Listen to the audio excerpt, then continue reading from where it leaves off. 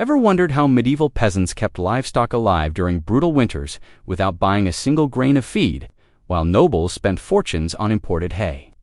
Clever peasants developed a zero-cost feeding system so effective that their animals often outlived the wealthy lord's pampered horses. These weren't desperate measures, they were brilliant strategies that turned garbage into gold. Forest-feeding medieval peasants possessed ancient legal rights called pannage that allowed their pigs to roam forests eating fallen acorns, beechnuts, and chestnuts completely free. These weren't just snack-soaked acorns, contained enough fat and protein to sustain entire herds through winter. Village records from 1347 show peasants fattening 30 pigs on forest mast alone, creating bacon worth more than a year's wages without spending a penny on feed. Winter feeding when snow covered the ground and most animals faced starvation. Medieval peasants implemented ingenious winter feeding strategies that kept livestock thriving, using stored free materials and emergency foraging techniques. They understood that animals' caloric needs actually decreased in cold weather if they remained inactive. So peasants built simple shelters that encouraged hibernation-like states while providing just enough nutrition to maintain health. Historical weather records from harsh winters show peasant animals surviving conditions that killed wealthy lords' expensive imported livestock. The secret wasn't spending more money, it was understanding animal psychology and metabolism better than professional animal keepers. Peasants discovered that feeding smaller, more frequent meals of diverse materials kept animals healthier than large portions of expensive grain. They mixed stored acorns with dried weeds, kitchen scraps with brewery waste, creating varied diets that prevented nutritional deficiencies while using entirely free ingredients. Archaeological evidence reveals winter feeding areas where peasants created windbreaks using salvaged materials, allowing animals to feed outdoors even during storms without requiring expensive barn construction. But the most brilliant innovation was warming feeds, combinations of fermented materials that actually generated heat during digestion, helping animals maintain body temperature while consuming food that cost nothing to produce. Taught younger generations to read animal behavior, identifying exactly which free materials each species needed during different phases of winter. Some peasants became so skilled at winter feeding that their animals emerged from harsh seasons in better condition than they entered, proving that intelligence and observation could outperform expensive purchased feed even under the most challenging conditions. Pig foraging pigs weren't just fed, they were living garbage disposals that turned waste into wealth.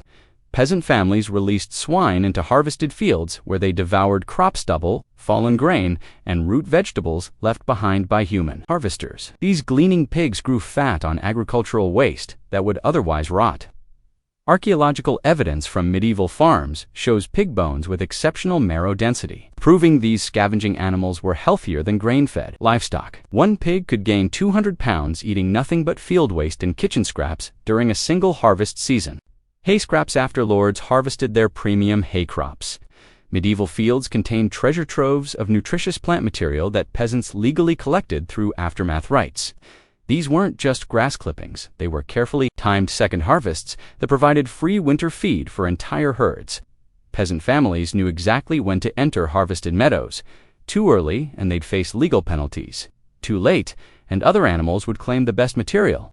Village calendars from 1289 show precise dates when aftermath collection began, creating community-wide feeding events where families worked together to gather maximum free forage.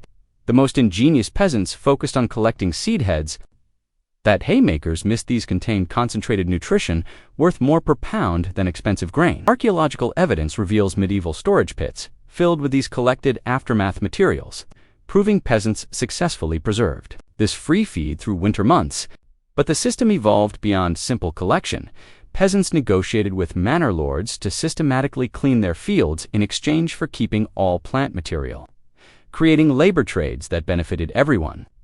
Some villages specialized in aftermath processing, developing techniques to bundle dry and store field waste so effectively that they could feed animals for months using materials others considered worthless. Communities near multiple manors could access aftermath from dozens of fields, creating feed supplies that rivaled expensive purchased hay through pure strategic timing and legal knowledge. Feed storage. Medieval peasants developed brilliant zero-cost storage systems that preserved free feed through brutal winters without expensive buildings or equipment. They discovered that underground root cellars maintained perfect temperatures for storing acorns, nuts, and dried plant materials, essentially creating medieval refrigeration, using nothing but shovel work and knowledge of soil insulation properties. Archaeological excavations reveal sophisticated storage pits lined with stones and sealed with clay that kept feed fresh for entire seasons. But peasants went beyond simple pits. They built elevated platforms using salvaged wood that protected stored materials from ground moisture while allowing air circulation. These weren't crude sheds, they were engineered structures that rival modern grain silos in effectiveness, while costing nothing but labor and ingenuity. Village communities pooled resources to create shared storage facilities, with each family contributing work instead of money to build communal feed preservation systems. Historical records from 1367 document villages storing enough free-collected feed to survive 3 consecutive harvest failures. The most ingenious innovation involved layered storage. Different types of feed were stored in separate sections with varying moisture and temperature requirements, maximizing preservation of diverse materials. Peasants also developed rotation, systems where older stored feed was used first while new materials were continuously added. Ensuring nothing spoiled while maintaining year-round supply, some communities became so efficient at storage that they began trading preserved feed with neighboring villages, turning their free collection and storage expertise into profitable enterprises that generated income from materials others discarded. Brewery slop medieval ale production created massive quantities of nutritious waste that clever peasants transformed into liquid gold for feeding livestock. After brewing, grain mash contained concentrated proteins, vitamins, and minerals that animals craved, and brewers were desperate to dispose of it. Peasant families established relationships with village brewers, collecting fresh grains, spent barley mash that would otherwise pollute water sources. This wasn't just convenient waste disposal, was premium animal nutrition that modern feed companies try to replicate artificially. Historical brewing records from 1342 show single alehouses producing enough grain waste to feed 50 pigs monthly. The fermented grain actually improved digestibility, acting like pre-processed feed that animals could absorb more efficiently than raw grain. But peasants discovered even more ingenious applications. Mixing brewery waste with kitchen scraps created fermented feed that lasted weeks without spoiling, essentially creating preserved animal food without preservation costs. Dairy cows fed brewery grains produced milk with higher fat content, while pigs gained weight 30% faster than those eating standard diets. Villages near monasteries with large brewing operations became wealthy from the superior livestock. These feeding partnerships produced creating economic advantages that lasted generations through strategic waste management relationships. Grain leftovers, after harvest, peasant fields contained treasure troves of free animal feed that required zero investment. Wheat stubble still attached nutritious grain kernels, barley fields held scattered seeds, and oat patches contained fallen heads missed by human reapers. Peasants trained geese and chickens to systematically clean these fields, essentially getting paid to prepare land for next year's planting. Manor records from 1284 document flocks gaining 40% of their annual weight. From post-harvest gleaning alone, even more ingenious peasants negotiated with neighboring lords to clean their fields in exchange for keeping all the grain waste, creating win-win arrangements that fed animals while providing free field preparation services. Pasture-sharing medieval villages operated sophisticated common grazing systems that provided free pasture for everyone's animals without individual land ownership costs. The common wasn't chaos, it was carefully managed rotation, where each family's livestock grazed designated sections on specific days. Village bylaws from 1298 showed detailed schedules. Cows grazed Monday, Wednesday, sheep Thursday, Friday, goats on weekends. This system prevented overgrazing while ensuring every animal received quality pasture time. Communities maintained these commons through collective labor. Everyone contributed work instead of money. Archaeological surveys reveal these shared pastures supported 3x more animals per acre than private fields because coordinated grazing actually improved soil fertility. Peasant families could feed large herds without owning a single acre of grassland. accessing hundreds of acres of premium pasture through ancient community agreements that cost nothing but cooperation. Scrap-feeding medieval kitchens wasted absolutely nothing. Every vegetable peel, bread crust, and bone scrap became valuable animal feed through organized household systems. Peasant wives maintained slop buckets that transformed kitchen waste into nutritious meals for pigs, chickens, and goats. Apple peels provided vitamins, bread crusts delivered carbohydrates, and vegetable trimmings supplied essential minerals. But the system extended beyond individual households. Entire villages operated scrap-sharing networks where bakers gave stale bread to pig owners, brewers provided grain mash to cattle keepers, and cheesemakers shared whey with anyone raising animals. Medieval account books from 1356 document these exchanges, given to William's pigs 2 bushels of stale bread. 1 barrel kitchen peelings, value 8 pence saved. The most ingenious part: wealthy manor houses competed to give away kitchen scraps, because well-fed village animals meant better meat, milk, and eggs available for purchase. This created an economy where waste became wealth and everyone benefited from zero-cost feeding networks. Weed harvesting, what modern farmers consider pest plants. Medieval peasants viewed as free premium animal feed that required zero cultivation. Investment.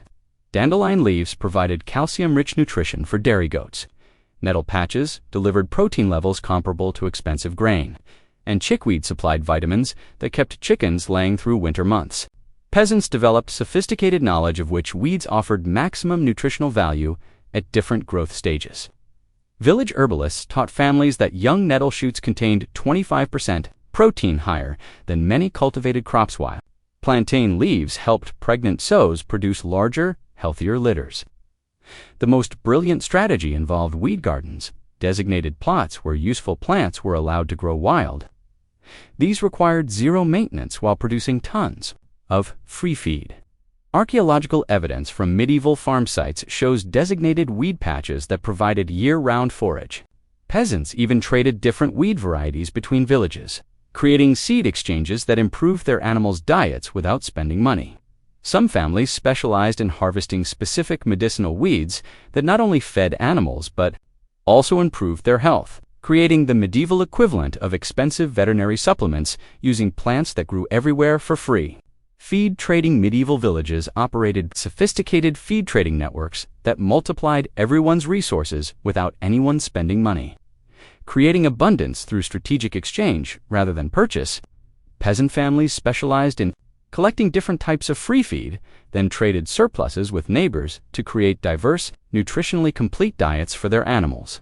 Historical guild records from 1354 document complex three-way trades.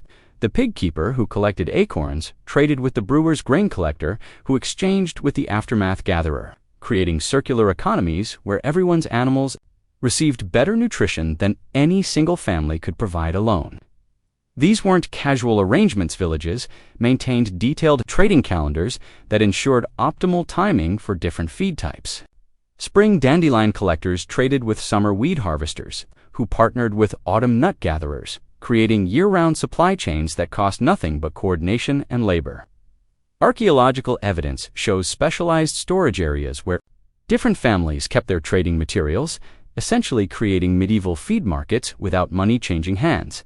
The most ingenious communities developed feed banks, where families deposited excess materials during abundant seasons and withdrew different types during scarce periods, creating insurance systems that protected everyone's animals through community cooperation. Some villages became so efficient at feed trading that they attracted animals from neighboring areas, essentially becoming regional feeding centers that generated wealth through superior resource management. Trading relationships extended beyond individual villages. Coastal communities traded seaweed and fish, waste with inland areas that provided forest, mast, and grain.